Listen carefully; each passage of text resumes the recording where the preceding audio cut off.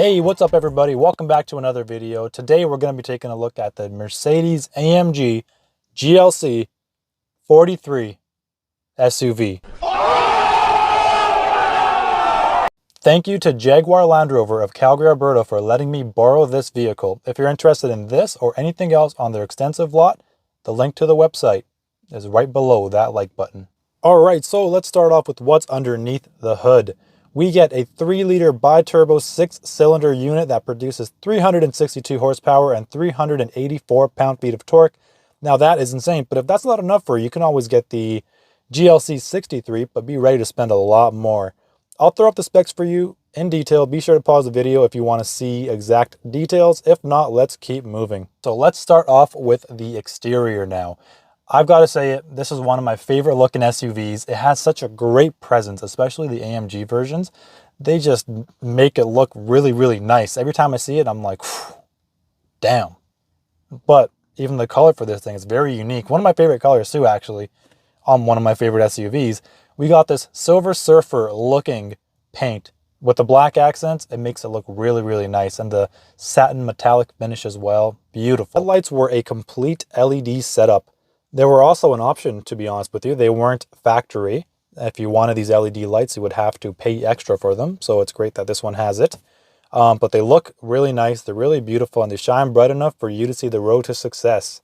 The grille is your traditional Mercedes-Benz grille at the time. Now they have the vertical slots, but I honestly like this one a little bit better. You have the AMG branding to the right side, but these little points that are just floating in the grille, they make the front end of the vehicle just look super clean. It's simple, sophisticated. The front end is just, it's subtle, like a German power machine usually is, but it's also just very nice, but at the same time it looks aggressive.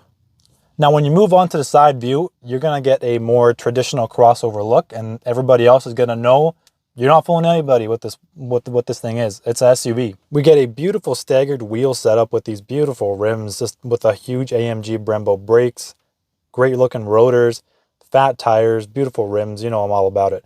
The front sports a 255 series tire with 20-inch wheels, while the rear is a beefy 285 series tire with the same 20-inch wheel. We do get an adaptive air suspension, which I believe was an option brand new. But you know, this one does have it, by the way. It makes for a smoother ride, which is great for the different driving modes that you get as well. But it also is expensive maintenance bill. But hey, you know, if you're able to afford this, that's not an issue, right? Moving on to the rear, we see full LED taillights. They look really nice. LED brake lights, reverse, turn signals. It's expected. I would be pretty insulted if this thing had halogen lights, but so that's a great thing. Every portion of this is clean, and if I haven't said that before, let me say it one more time. Everything about this exterior is clean, but hey, that's my opinion. You may not like it. I don't know why, but you know what? Hey, it's all good. We do get a power tailgate, and we also get a quad trimmed exhaust, though unfortunately it's only built into the rear bumper. Mercedes was doing that quite a bit along with other German brands, and the actual pipes are actually behind that trim. And while we're looking at the exhaust, hey, why not take a listen to it?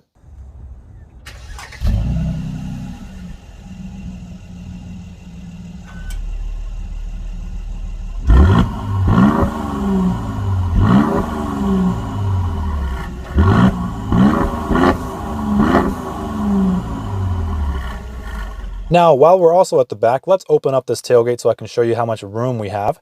Once you open up the hatch, you have a smaller 17 cubic feet behind that second row with a little end floor storage as well. Pretty generous, and you have these power folding, well, they're not power folding, but they're quick release. So you pull on this lever in the back and the seats just fall right down.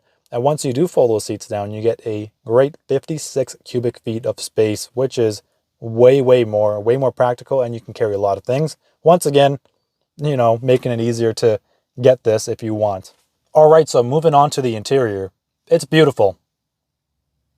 Enough said. Thanks for watching. Just kidding. This is going to be a little bit of a previous looking interior. But if you're paying less, then you're usually getting less or older features as well. So it's just the balance you got to find. So we got leather trimmed upholstery, great comfortable seats. There's leather on the dash, the door panels. Just super comfortable, stitching all along everywhere I look, to be honest with you, and it's just beautiful. That's kind of expected though, right? Especially on an AMG product. Now the materials used here are great. We use just great high quality finishes. The wood feels really nice and beautiful, a matte finish. There's barely any gloss black in this interior, which is spot on. Mercedes nailed it. Authentic metal trim for the speaker cover grills, the window switches. Everything just feels great, and I'm super happy with how it looked. Now the center infotainment, what you got back then was a standard 7-inch unit, and you had the option to get an 8.4 available. The UI, it is the old command system. It's not the new MBUX you see on all the new Mercedes. Now here's the extra weird part. Android Auto and Apple CarPlay was an additional feature you had to pay extra for. It wasn't standard. But the really crazy thing is, if you got the larger screen, you couldn't get it. So you either got the small 7-inch screen and you'll get your Apple CarPlay and Android Auto, or you get the big screen with Mercedes-Benz navigation. There was no in-between or mixing and matching. I would definitely pick the smaller one. This option, for this one specifically, it is the larger screen with the navigation. I would definitely pick the former. You have just, it's still a usable screen though, you know, it's still great. You can still listen to your music through Bluetooth, but obviously it's not the same. So if that's important to you, then maybe it's not the right option for you. But if you don't care about that, then hey, perfect. The backup camera was super high quality. It's not conveying just because of the sun, unfortunately, but super, super high quality. But once again, shouldn't we expect that, right? This one also had the optional 13-speaker Burmester sound system, which is phenomenal. Dual zone climate control, heated seats, memory seats, power steering wheel, heated steering wheel, all features that we expect on this class. One thing I'll dislike is how everything you want costs more money. For example, you don't have cooled seats in here, you know, and it was a super expensive vehicle, and I hate how you have to pay extra for those, where a lot of mainstream brands, if you get a certain enough trim, that they're included. All right, so now the second row is the second best place to be, because it's the only other place you can be. I got jokes for days. If you're new, I am 6'1", so hopefully that helps you get an idea of rear space. And if you're new, by the way, thanks for coming in. I appreciate you being here. So I got great leg room, awesome headroom. Your feet can kind of go down a little bit further behind the front seats, so it's awesome. You get more room.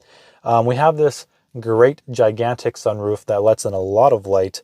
And the same materials used here, you know, great leather, metal speaker cover grills, metal switches. We have heated seats in the back, and then we could have gotten cooled seats, but we don't have that option. And other than that, you know, we have the air vents in the middle and some cup holders in the center console, but that's kind of it. We don't really have too much connectivity. I was looking around, and if you guys know this better than me, or this vehicle, please do let me know. But I didn't really see any plugins for your phone or anything. But yeah, overall though, the second row is still a great place, you know, really comfortable for road trips or city driving, whatever it is. But if you're ready, I've been waiting to drive this thing for a long time. Let's head out on the road and see what it's got.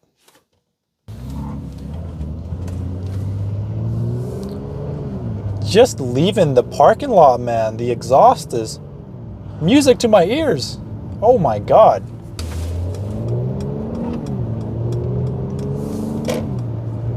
Oh my God. Let's give it a little bit of a downshift. Empty road, I love it, man.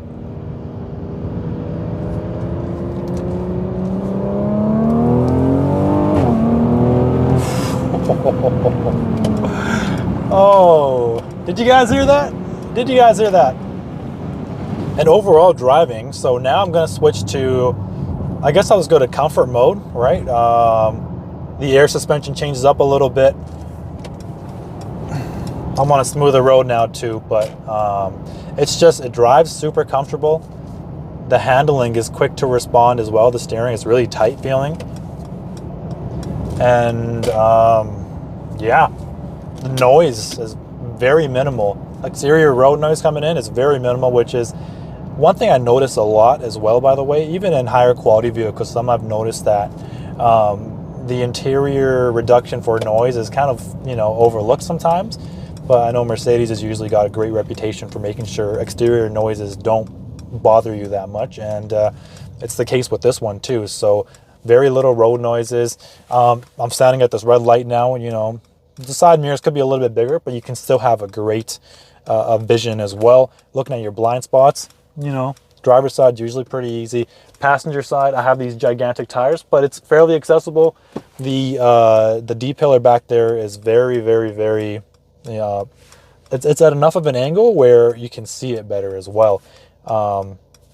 Just the fit and finish of the interior, the way this drives, it gives you excitement. So if you're looking for something that's practical, fun, luxurious, super high quality materials, and just something that you're gonna have a blast driving, this is probably the one to get.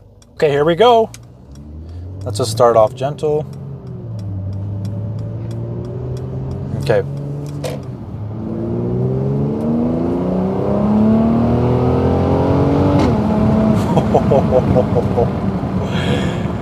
Oh, did you hear that pop?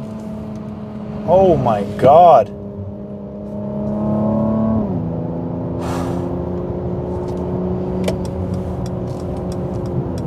Wow.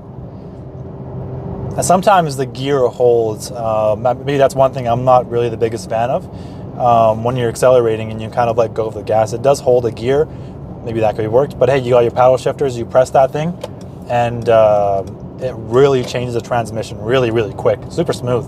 But the pops on the exhaust. Okay, we have a tunnel we're gonna go through really quick. I'm just gonna give a little bit of gas and see if we can hear it.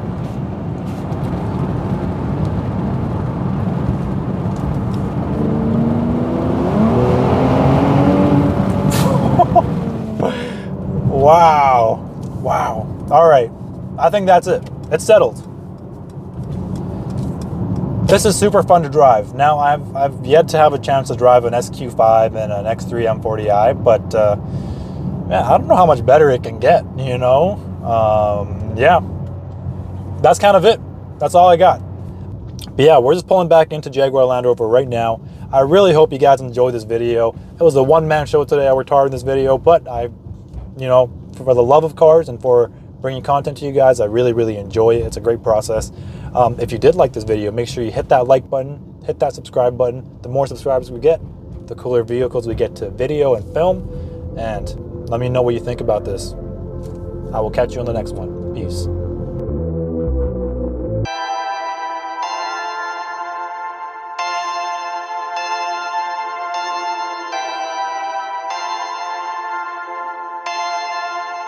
Perfect.